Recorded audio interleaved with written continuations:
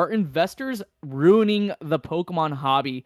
So essentially, I put up a TikTok a few days ago about investing into modern cards, and this is kind of where the topic kind of stemmed from. And then after watching Z&G Emporium's video, and then after watching Squeak's video, it kind of just this sort of conversation, this sort of topic just came into fruition in that regard. And then it also came into into the discussion, I believe, on Burbank City. So Burbank City is known on Facebook for being a TCG based Facebook page. I say a lot, guys. Sorry for that. It's okay. But essentially, with that site, there were people on there. They were like 100% ready for this fad to die. They were like, I want this fad to die. I want this hype to die. I'm like, why?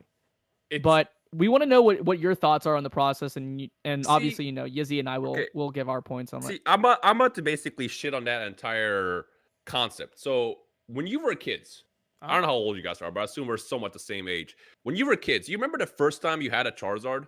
Yes. And what everybody around you said? I'll never forget. This Charizard is worth like $35. That was like a phrase that always ran around the community. Since you were kids, there was value behind these cards. Mm-hmm. Now, I get how investment can ruin the community, especially if you're on the TCG side. I feel bad for people that play the game because they have to deal with basically the BS that comes from scalpers and people who are just all about investments, and they literally take away the cards that they can't even like buy to play. Like the entire, like that sucks. I 100% agree with that. Does it ruin it? Yes and no. I mean, I get why it could potentially ruin it, but I don't think it ruins it. Like, I feel like what you do with your cards is on you. And at the end of the day, any form of gatekeeping, I feel like is BS. We should not gatekeep a hobby from people, because the thing is anyone, even if you're just buying these for investment purposes, just because you want to, I don't know, watch your money go up, I don't think that's like the worst. And the thing is, on top of that, the people who are like super investor, I feel like it's kind of niche to compare like the overall grand scheme of the community. The thing that's interesting to me is how people point fingers. Like when Logan broke his first edition box, everyone's like, oh, this is why I can't get Hidden Fates anymore. No, that has nothing to do with it. That was a vintage set that people already couldn't get. Yeah, because I remember I saw some clip. I remember a long time ago that was like, that was always the goal to get, and now we can't get it anymore because of Logan. I'm like, when Logan bought that box, it was like $100,000. Like, yeah. If you didn't get that for $100,000 back then, you weren't getting it. It sort of goes back to when PokeRev did his box break, and people were giving so much crap to him when it came to his box break, and it's like, guys, if you wanted to buy it, here's an opportunity. It's not going to get any cheaper anytime soon. Yeah. And the thing is it's only going to get even more and more ridiculous to find. Like, how it's so difficult to source these products under $3,000.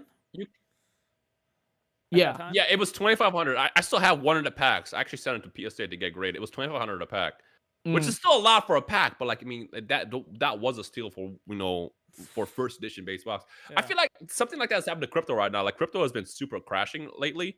Because of like regulations and stuff like that. And it's like all the people that were saying like, man, I wish the price would drop. And it's like, where are you now? Like, the prices are cheaper than they have been in a long time. It's like, oh yeah. I mean, for me, I hold a decent amount of crypto, and honestly, I do want it to crash, because then I just even though it's a considerable amount of my portfolio, I wanted to go down just so I can buy back more. Yeah, you're gonna see it go up. Like, it's like, I mean, if you're in it for short term, I see why people can complain, but like, I don't know. I just feel like it's funny seeing how people point fingers for the wrong reason. It's like, oh, you're the reason because all these YouTubers and streamers are opening vintage boxes that literally nobody can get. That's why people can't get battle styles. No, you can't get battle styles because scalpers are assholes.